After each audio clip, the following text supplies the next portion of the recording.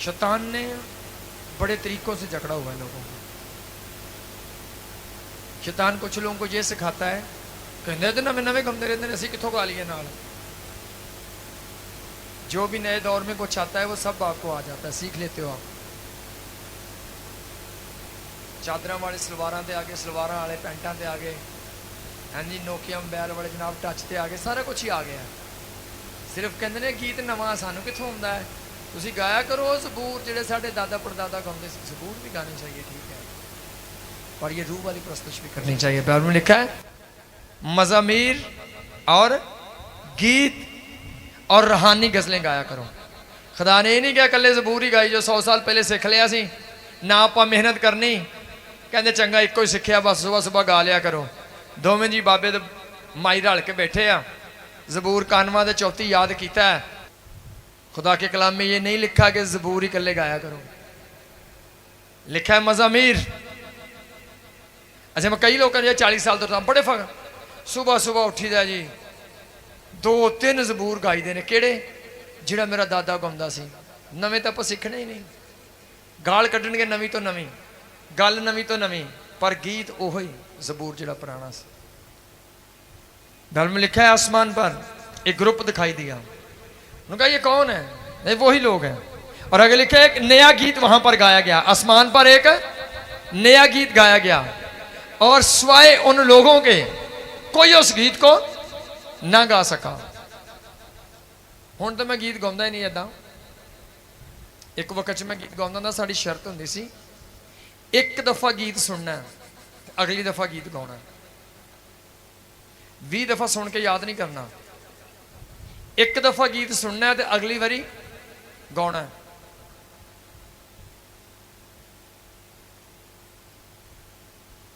जब आपकी मोहब्बत है खुदा के साथ तो आपको गीत भी आ जाएंगे। जब मोहब्बत खुदा के साथ नहीं, 2 महीने तो गीत गा रहे हैं अजय भी कहते तो नवा ये नहीं सानू आंदा। कितने कितने कारोबारी लोग बैठे हो, लाखों का हिसाब कर लेते हो अनपढ़ होने के बावजूद, लेकिन गीत नहीं आया आपको नया कोई भी। गीत वही है 30 साल 40 साल पुराना। शर्मिंदगी है। खुदा के लिए क्या कर रहे हो? हर रोज खुदा के लिए क्यों नहीं कुछ करते हो? आपको आगे से आगे बढ़ना है, खुदा के लिए आगे से आगे बढ़ना है। यह मेरे लिए बहुत अहम था, अहम था।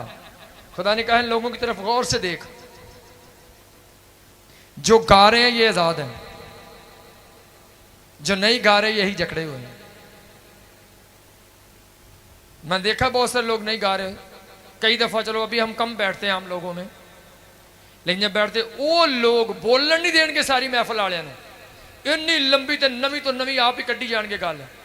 गीत शुरू कर दो पैरों च मुंह ता नहीं आएगा, इंज ठां सुट लैणगे ना जिवें कोई शर्म आउंदा पई है।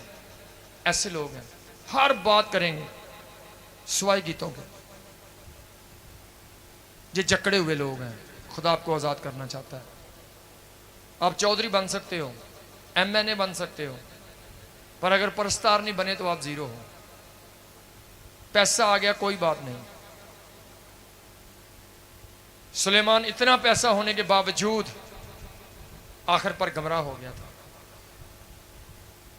खुदा के कलाम में एक अमीर बंदा यीशु के पास आया, बहुत दौलतमंद था, बहुत दौलतमंद था। आया, यीशु जी मैं हमेशा की जिंदगी चाहता हूं।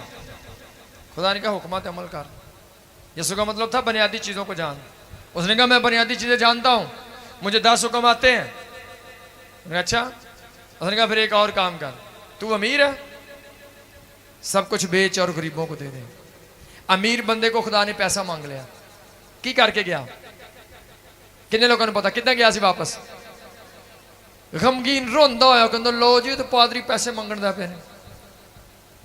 गमगीन होकर वापस चला गया, जहन्नम में गया, क्योंकि उसने निजात के मैसेज को ठुकरा दिया था। पैसा। और उस आदमी के बाद यीशु ने कहा था, इस हवाले को जब पढ़ते हैं आगे तो इसके आखिर में लिखा है, उस बंदे की वजह से यीशु मसीह ने बाद में बयान दिया। यीशु मसीह ने कहा अमीर बंदे का आसमान की बादशाही में दाखिल होना इतना ही मुश्किल है जितना कि ऊंट का सुई के नाके में से गुजरना। ऊंट सुई के नाके में से गुजर नहीं सकता है। या समझेंगे इस तरह ये वाले अमीर बहुत हैं, लेकिन भाजी दा ये की देंगे हो नहीं फिर तुम कादे अमीर हो, तुम तो कंजूस हो, तुम तो भुख हो। खुदा नूं देण वाला खुदा दा भी घुट के खाई जाते, उत्तों कहते असीं अमीर हाँ। अगर अमीर हो तो खुदा का हिस्सा पहले जिसका बनता है उसको दे दो, तो इसका मतलब आपके पास है। अमीर बंदे से यीशु ने कहा माल बेच और गरीबों को दे, गमगीन होकर रोता हुआ वापस। लो जी ये कड़ी दुआ जिथे पैसे मंगन, यीशु मसीह ने पैसे मांगे थे उससे, कहा सब कुछ ही बेच के लिया, थोड़ा कुछ बहुता नहीं, सारा कुछ दे। और यीशु मसीह ने मुफ्त में भी नहीं मांगा था, ये भी बात है। यीशु ने कहा सब कुछ बेच कर गरीबों को बांट दे, तुझे क्या मिलेगा। बोलो क्या क्या मिलेगा, क्या कहा था यीशु ने? यीशु ने कहा तुझे आसमान पर खजाना मिलेगा। आसमान पर बेईमान बंदा था, वो जमीन पर सब कुछ लेना चाहता था, आसमान के खजाने पर उसका ईमान ही नहीं था। आसमान पर ईमान होता कि आसमान पर मिल जाएगा, तो उसने फौरन सुना है मेरा पैसा आसमान पर जमा होने लगा है, लो मैं अभी देता हूं। ईमान ही नहीं था आसमान पर का उसका, यीशु पर ईमान नहीं था, खुदा पर ईमान नहीं था। इसलिए उन्हें कहा छोटो जी आसमान मैं दे देवा इतने पादरी नूं, उत्ते जाके मिले ना मैं आखना मुड़ के आ जाना। ईमान से खाली था वो, लेकिन जो ईमानदार थे उन्होंने बोया, उन्होंने कुछ किया है। आज गुनाह वो करते हैं जिनका 1000 साल या आसमान की बादशाही पर ईमान नहीं। गुनाह वो करते हैं जिनका अबदी आराम वाली जगह पर ईमान नहीं। खुदा का पैसा वो लोग खाते हैं जो नहीं जानते कि हमें आगे जाकर इसकी जरूरत है। यीशु मसीह ने कहा अपना माल कहां जमा करो? आसमान पर जमा करो, जहां कीड़ा नहीं लगता। मैं कई दफा हम लोगों का मुंह देख करके अब बंदे ने बाद च भी कहना मेरे ते दुआ करो, चलो हुणे ये ते भी हाथ रख देने, लेकिन याद कर लो हर पास्टर से आप शिफा नहीं ले सकते। जिस पास्टर के मसा को आप एक्सेप्ट नहीं करते हो, जिस पास्टर के मसे की आप उसकी रिस्पेक्ट नहीं करते हो, कबूल नहीं करते हो, उसका मसा आपकी जिंदगी में काम भी नहीं कर सकता। क्यों हम जोर देते हैं एक पास्टर जिसको आप मानते हो उसका मसा ही आपकी जिंदगी में काम करेगा। बहुत सारे लोग जिनका मजमून सिर्फ दुआ है, खुदा के साथ चलना नहीं। मैंने दुआ करके देखी है, थोड़ी देर वो ठीक हो भी जाते हैं, फिर वापस उसी जगह पर जाते हैं।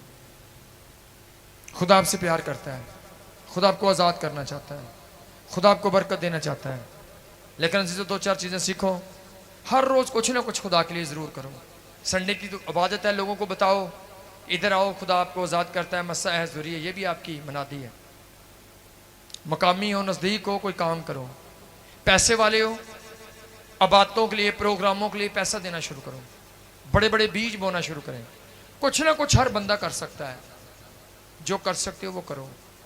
अगर आप कारोबार में ज़्यादा बिजी हो तो मैं नहीं कहता दा ये कि दो, मैं कहता हूँ लाखों रुपया हर महीने दो। आपके पास टाइम नहीं, आपका पैसा काम करेगा। आपके पैसे से गाड़ियाँ लगाएंगे, बसें लगाएंगे, लोग आकर कलाम सुनेंगे, खुदा आपको अजर देगा। हर बंदा कुछ ना कुछ कर सकता है, खुदा के लिए ज़रूर कुछ करें, खुदा आपको ब्लेस करेगा। वो करो जिस चीज़ के लिए खुदा ने। एक हवाला पढ़ेंगे, उपदेश 19वां बाब आयत नंबर 30। और लूत जुगर से निकलकर पहाड़ पर जा बसा और उसकी दोनों बेटियां उसके साथ थीं, क्योंकि उसे सुगर में बसते डर लगा, और वो और उसकी दोनों बेटियां एक गार में रहने लगे। आमीन। लूत कहां पर चला गया? जुगर में। एक गांव का नाम है, एक गांव का नाम है। जब सदूम अमोरा पर आग नाजल हुई तो खुदा ने लूत को कहा था निकल यहां से, तेरे लिए इब्राहिम दुआ कर रहा है। मैं लिखा जब आग नाजल हुई, खुदा ने अब्राहम को याद किया कि अब्राहम इसके लिए दुआ कर रहे हैं।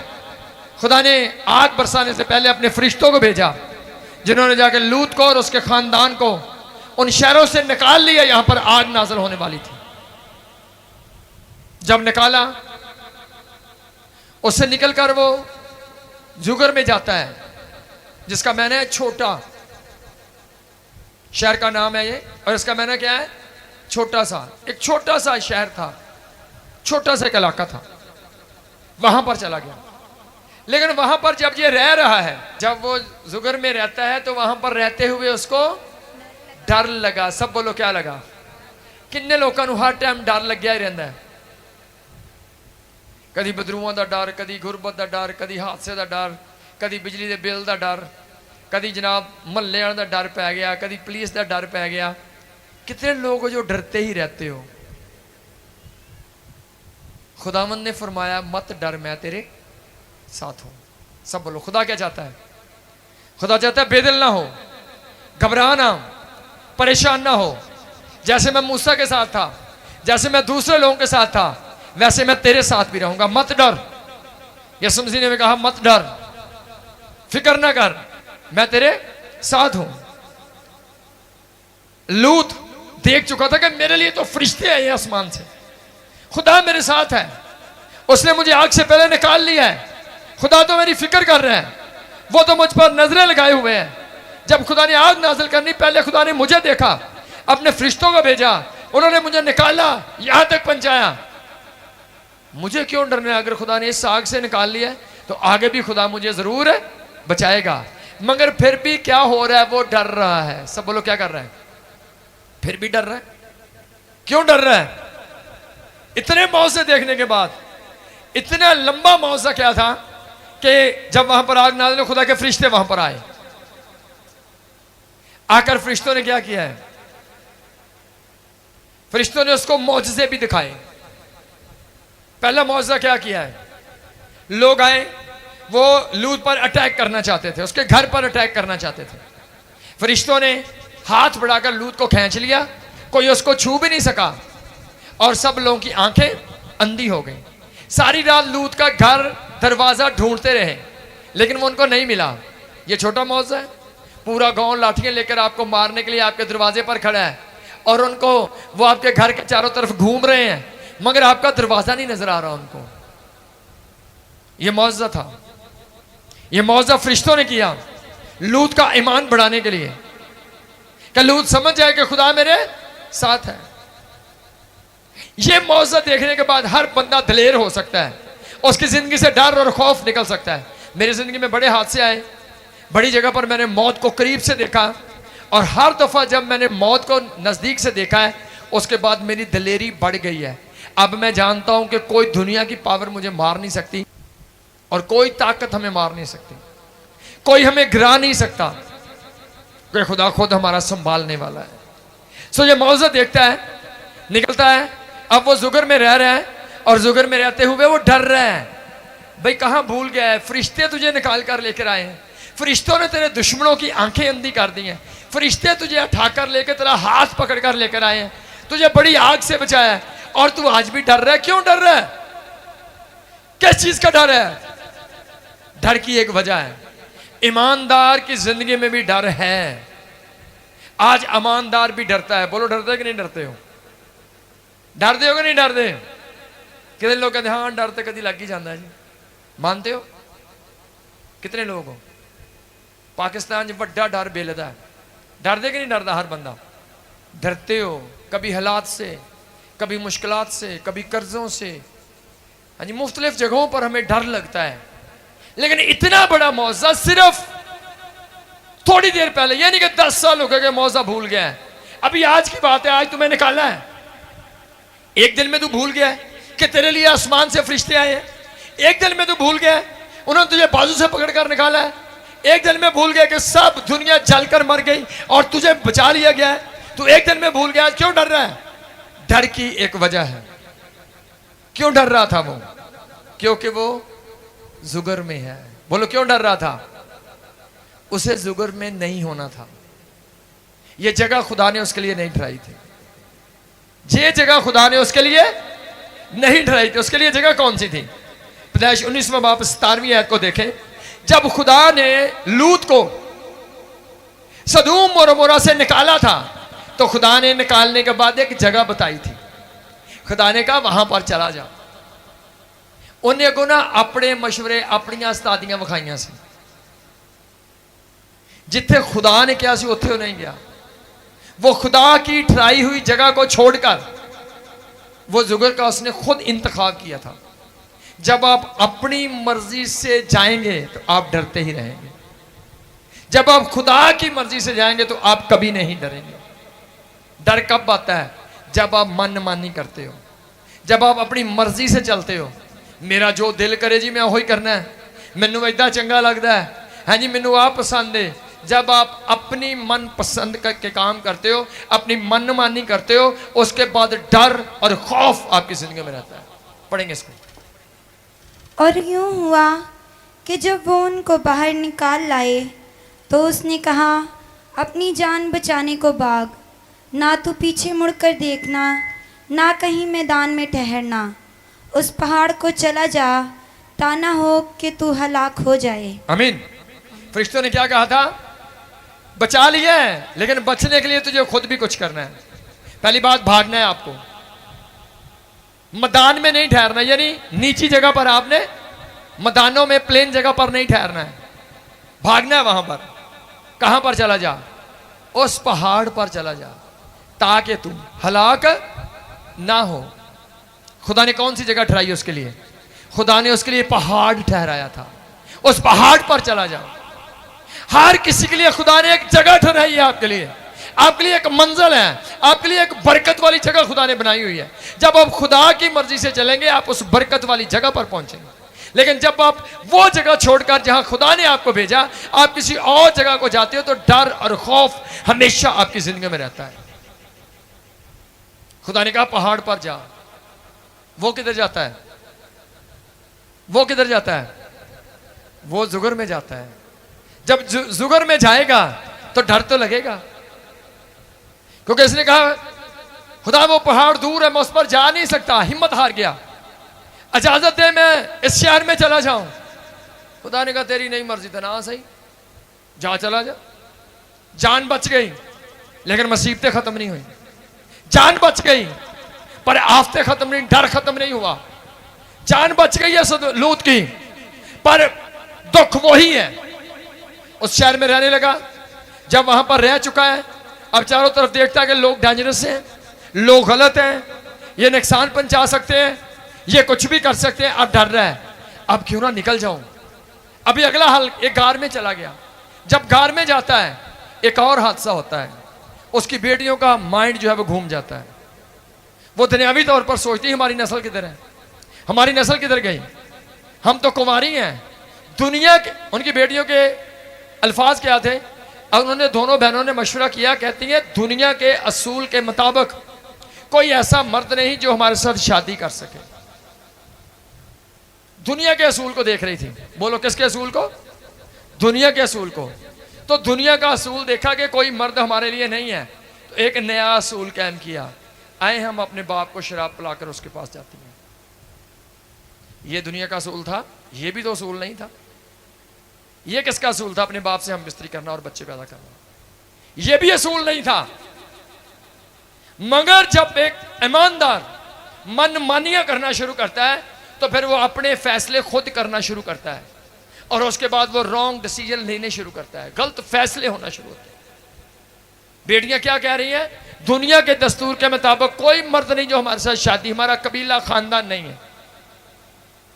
तो ये भी तो दुनिया का दस्तूर नहीं था, उस वक्त का भी नहीं था कि अपने बाप से बच्चे पैदा करो। एक तरफ दुनिया को देखा और दूसरा असूल भूल गई। एक नापाक नस्ल पैदा हुई, 10 पुश्तों तक उस पर लानत डाल दी गई, मुआबियों और अमूनियों पर। क्यों डर लगता है उसको? क्यों गलत काम होते हैं? खुदा ने कहा था पहाड़ पर चला जा। वो पहाड़ पर नहीं जाता, वो जुगर में जाता है। जब वो जुगर में जाएगा डर भी लगेगा, हादसे भी होंगे, मुश्किलात भी आएंगी, नापाकियां भी आएंगी। अगर खुदा कहता है पहाड़ पर जाओ तो आप पहाड़ पर चले जाओ। खुदा कहता है आपको ये करना है तो आपको करना है। मैं कहता हूं अगर जो खुदा ने ठहराया वो करने के लिए तैयार हो तो कभी डर नहीं लगेगा आपको, आपके डर यीशु उठाएगा। लेकिन अगर आप अपने ज़हन से चलने के लिए तैयार हो तो आप डर और खौफ में जिंदगी बसर कर सकते हो। आज लोग सब कुछ अपनी मर्जी से सिलेक्ट करते हैं। जैसे बाइबल में लिखा ना, आखिरी वक्त में लोग अपनी ख्वाहिशों के मुआफिक उस्ताद बना लेंगे। क्या होगा? आखिरी दौर की एक निशानी, लोग कैसे उस्ताद? अपनी ख्वाहिशों के मुआफिक, ऐसे जो चिकनी चुपड़ी बातें करें, अपनी मर्जी के उस्ताद, जो उनकी हेल्प करें, जो मोहब्बत करें, जो तामन करें। वो जगह खुदा ने आपके लिए नहीं ठहराई, वो आपके फायदे वाली जगह है। आपको दुनियावी पर्सनल फायदा नजर आता है, खुदा ने जगह नहीं ठहराई। खुदा ने अब्राहम के बेटे की कुर्बानी लेनी थी, खुदा ने जगह बताई। खुदा ने कहा उस जगह कुर्बानी चाहिए। खुदा ने दाऊद से कुर्बानी लेनी थी, खुदा ने जगह बताई उसको। खुदा ने कहा फलां खेत में जाकर कुर्बानी दे, जिधर मर्जी नहीं। आज भी आप जिधर मर्जी नहीं जा सकते हो, जो जगह खुदा ने ठहराई है वहां पर आपको जाना है। चर्च हो, पास्टर हो, आपके दुनियावी काम हो, आपका कारोबार हो, अगर खुदा की मर्जी से चलोगे तो खौफ और डर यीशु नाम में कैंसिल है आपकी जिंदगियों से। क्यों डर लगता है? क्योंकि वो जुगर के अंदर रहता है। खुदा ने पहाड़ पर रहने के लिए कहा था, डरदा डरदा कितने चला गया? जुगर दे विच। तो फिर डर तो लगेगा, टांगे तो कांपेंगी, क्योंकि क्यों गए उधर? खुदा ने मना किया फल नहीं खाना, अगर खाना है तो लानत तो आनी आनी। खुदा ने मना किया कुछ कामों से, करने में टेस्ट आता है, करने में, क्योंकि बाइबल में लिखा चोरी की रोटी, सब बोलो चोरी की रोटी क्या है? मीठी है। चोरी की रोटी मीठी लगती है। चोरी की रोटी का बहुत मजा है, वो मुंह में मीठी लगती है, पेट को कड़वा कर देती है।